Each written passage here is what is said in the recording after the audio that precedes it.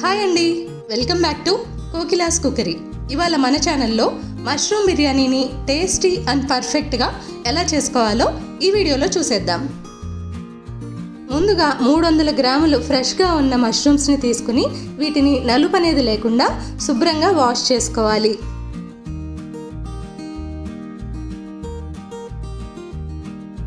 ఇలా ఈ మష్రూమ్స్ని శుభ్రంగా వాష్ చేసుకున్న తర్వాత మష్రూమ్స్ కనుక చిన్నగా ఉంటే వాటిని 2 పీసెస్ కింద చేసుకోవాలి. అదే కొద్దిగా మష్రూమ్స్ పెద్దగా ఉంటే వాటిని 4 పీసెస్ కింద కట్ చేసుకోండి.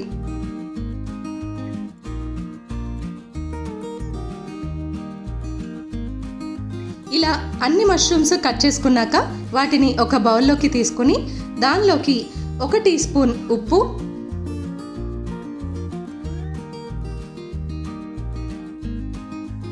1 టేబుల్ స్పూన్ కారం, 1/2 టీ స్పూన్ పసుపు,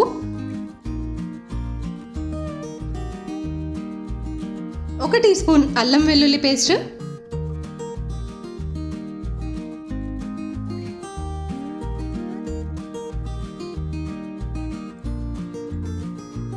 1 టీ స్పూన్ ధనియాల పొడి, 1 టీ స్పూన్ గరం మసాలా, 5 లేక 6 పచ్చిమిరపకాయలని చిన్న ముక్కల కింద కట్ చేసుకుని దీనిలో వేసుకోవాలి. అలాగే 1 టేబుల్ స్పూన్ పెరుగు, కొద్దిగా కొత్తిమీర,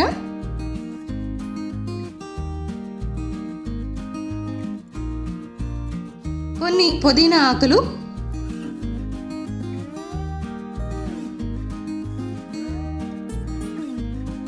అలాగే 2 టీ స్పూన్ల నిమ్మరసాన్ని కూడా వేసుకొని బాగా కలుపుకోవాలి.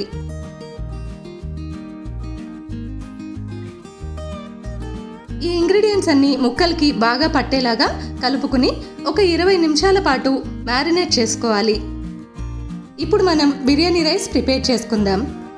ముందుగా స్టవ్ మీద ఒక ప్యాన్ పెట్టుకుని దానిలోకి 4 కప్పుల వాటర్ని యాడ్ చేసుకోవాలి. దానిలోకి 2 టీ స్పూన్ల ఆయిల్, అలాగే 1 టీ స్పూన్ సాల్ట్ కూడా యాడ్ చేసుకోవాలి. ఇప్పుడు ఈ వాటర్లో 2 బిర్యానీ ఆకులు, కొద్దిగా జావిత్రి, అనాస పువ్వు 1, 2 యాలకులు, 2 మరాఠీ మొగ్గలు, 1 ఇంచు దాల్చిన చెక్క, 5 లేక 6 లవంగాలు, కొద్దిగా సోంపు, అలాగే 1/2 టీ స్పూన్ షాజీరా వేసుకుని వాటర్ని బాగా మరగనివ్వాలి. ఇలా వాటర్ మరిగాక 2 కప్పుల బాస్మతి రైస్ని శుభ్రంగా కడిగి అరగంట పాటు నానబెట్టుకుని ఈ వాటర్లో వేసుకోవాలి.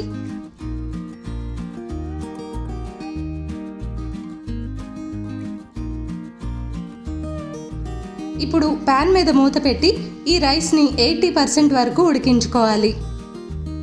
ఈ రైస్ ఉడికేలోపు మనం మష్రూమ్స్ కర్రీని ప్రిపేర్ చేసుకుందాం. ముందుగా స్టవ్ మీద ఒక ప్యాన్ పెట్టి దానిలోకి 2 టేబుల్ స్పూన్ల ఆయిల్ యాడ్ చేసుకుని ఆయిల్ బాగా కాగాక దానిలోకి 1/2 కప్పు దాకా జీడిపప్పుని వేసుకుని ఇవి గోల్డెన్ బ్రౌన్ కలర్ వచ్చేదాకా ఫ్రై చేసుకోవాలి.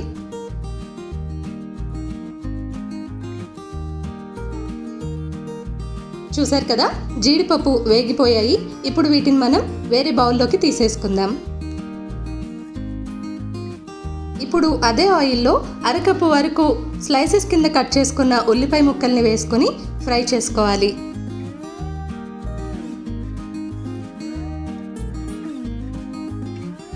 ఉల్లిపాయ ముక్కలు బాగా వేగాక దానిలోకి 1/2 టీ స్పూన్ వరకు అల్లం వెల్లుల్లి పేస్ట్ని వేసుకొని పచ్చివాసన పోయేదాకా వేయించుకోవాలి. ఇప్పుడు ముందుగానే మ్యారినేట్ చేసి పెట్టుకున్న మష్రూమ్స్ని ఇందులోకి వేసుకుని 2 నుంచి 3 నిమిషాల పాటు ఫ్రై చేసుకోవాలి.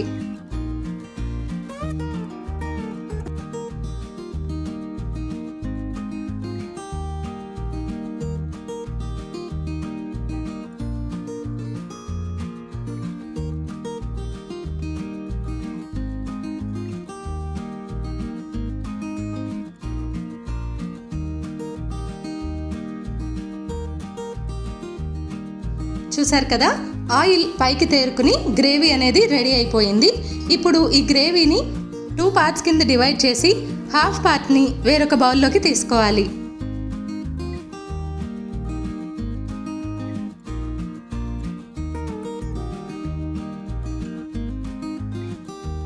ఇప్పుడు ఈ ప్యాన్లో మిగిలిన గ్రేవీని ఒక లేయర్ కింద అడ్జస్ట్ చేసుకుని దానిపైన మరొక లేయర్ రైస్ని యాడ్ చేసుకోవాలి.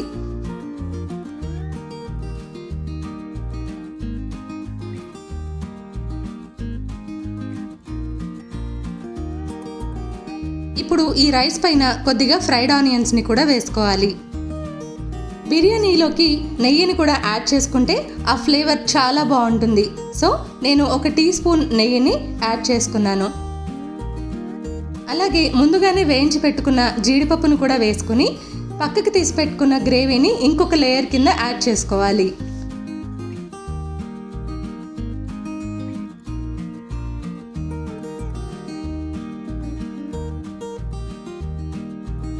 ఇప్పుడు దీనిపైన కొద్దిగా కొత్తిమీర అలాగే పుదీనాని కూడా యాడ్ చేసుకుని మిగిలిన రైస్ని దీనిపైన ఇంకొక లేయర్ కింద వేసుకోవాలి.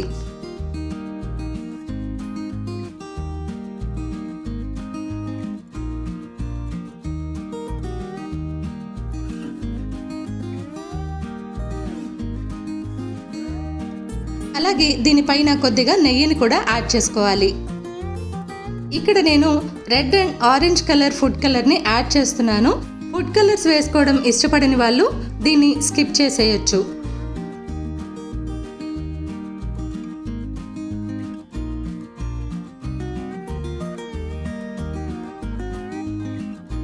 అలాగే మిగిలిన ఫ్రైడ్ ఆనియన్స్, జీడిపప్పు, కొత్తిమీర అలాగే పుదీనాని కూడా దీనిపైన డెకరేట్ చేసుకోవాలి.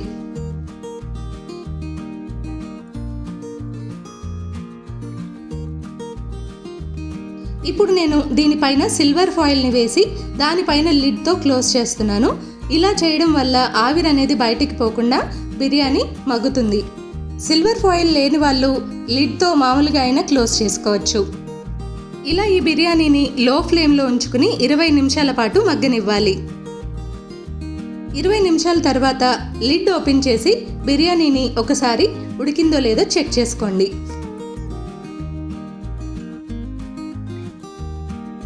చూసారు కదా, మష్రూమ్ బిర్యానీ పర్ఫెక్ట్గా రెడీ అయిపోయింది. ఇలా ఈ బిర్యానీని వేడిగా సర్వ్ చేసుకుని తింటే మళ్ళీ తినాలనిపిస్తుంది. మీరు కూడా ఒకసారి ఈ బిర్యానీని ట్రై చేయండి. సో ఇదండి ఇవాల్టి మన రెసిపీ. మీకు కనుక మా రెసిపీస్ నచ్చినట్టయితే ప్లీజ్ లైక్, షేర్, కామెంట్ చేసి సబ్స్క్రైబ్ చేసుకోవడం మర్చిపోకండి. Thank you.